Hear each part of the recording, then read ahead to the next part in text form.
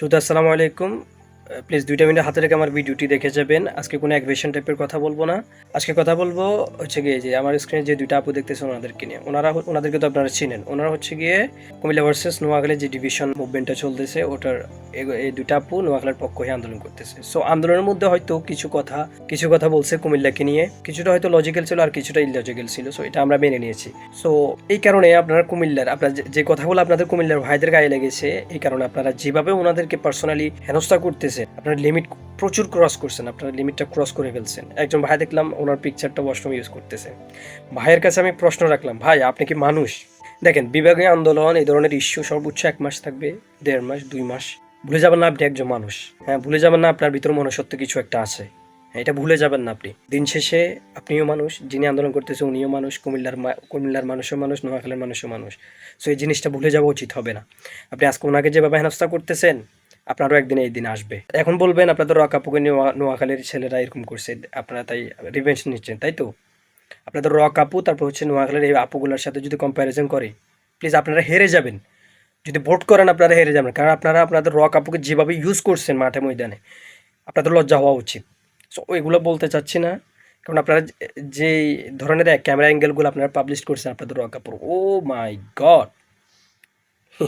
আপনারা আপনাদের আপুকে যেভাবে রিপ্রেজেন্ট করছেন নোয়াখালীর, সেভাবে নোয়াখালীর পোলাপাইন সেভাবে একটা জাস্ট বিশেষণ ইউজ করছে। I am sorry to say, but ওই বিশেষণটা ওনার সাথে যাইতো ওই সময়টাই। যেভাবে ওনাকে যেভাবে শো করছে মিডিয়ার সামনে, বিশেষণটা ওনাকে দেওয়া হয়েছে, ওটা ওনার সাথে যাইতো ওই সময়। যাক, এই কথাগুলোর কারণে ওনার রকাপুর মনে কষ্ট হয়ে গেছে। কষ্ট যাওয়ার কারণে রকাপু এসে লাইভে কান্নাকাটি করছে।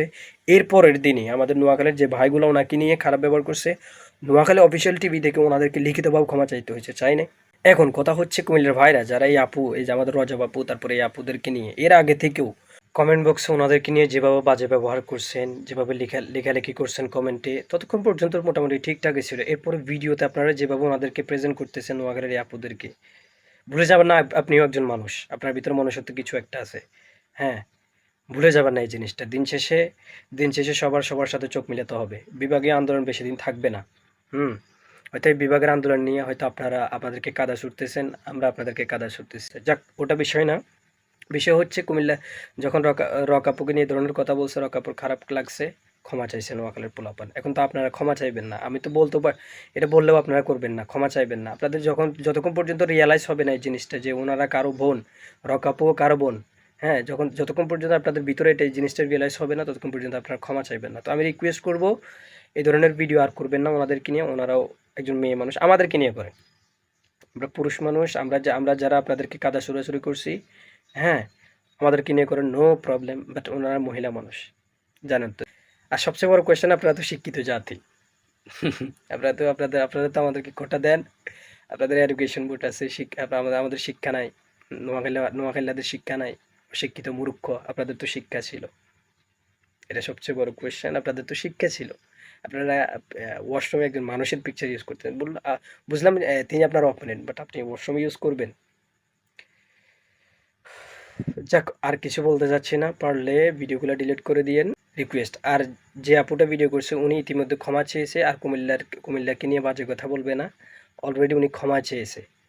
সো আপনাদের ক্ষমা ক্ষমা করে দেওয়া উচিত ওনাকে। আমি এরকম করে কথা বলতেছি বলে দুর্বল ভাববেন না। হুম, দুর্বল ভাববেন না। এটা ভিতর থেকে, কথাগুলো একদম ভিতর থেকে বলছি। হ্যাঁ, দিন শেষে সবাই সবার ভাই, দিন শেষে সবাই সবার ভাই বোন। হ্যাঁ, চোখ মিলাতে হবে একজন আরেকজনের সাথে। এই যে এই ট্রেনটা বেশি দিন থাকবে না। হুম, এরপর কই যাবেন? যাক, সব কিছু ভুলে আপনারা আন্দোলন করতেছে, সুশীল আন্দোলন করেন। নোয়াখালী শুরু থেকে যেভাবে আন্দোলন করতেছে ওভাবে করা উচিত ছিল আপনাদের। আপনারা যদি হিট করে কথা না বলতেন, তাহলে এই ধরনের কিছুই হতো না। ওকে, যদি আমার কথাগুলো যদি মনোকষ্ট থাকে, প্লিজ আজকে অন্তত মনোকষ্ট নিয়েন না। নেক্সট আর ভিডিও আসতেছে ওগুলা থেকে মনোকষ্ট নিয়েন। আজকে অন্তত মনোকষ্ট নিয়েন না। ওকে, বাই বাই, আল্লাহ হাফেজ, সালাম আলাইকুম।